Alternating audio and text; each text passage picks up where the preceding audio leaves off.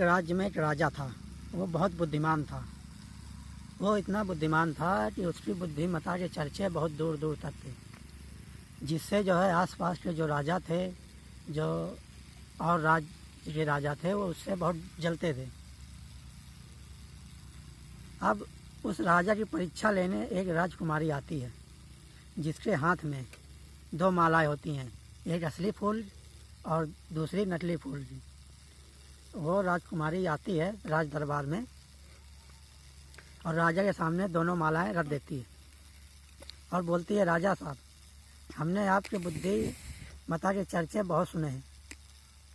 यदि आप सच में बुद्धिमान हैं तो इस माला में बताइए कौन सी असली माला है और कौन सी डुप्लीकेट माला है।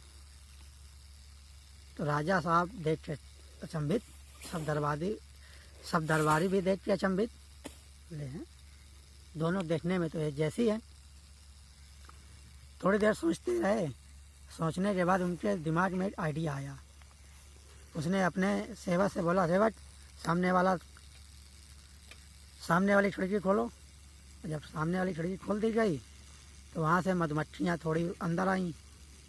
अब वो राजा साहब उसी मधुमक्खी को देखते रहे। फिर धीरे धीरे वो मधुमक्खी उड़ के एक माला पे बैठ गई। राजा साहब बोले, यही माला असली है।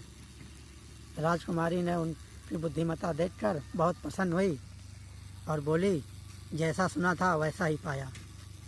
तो इससे हमें निष्कर्ष ये निकलता है कि परिस्थितियाँ चाहे जितनी भी गंभीर हों, यदि हम ठंडे दिमाग से सोचते हैं तो उसका हल मिल ही जाता है।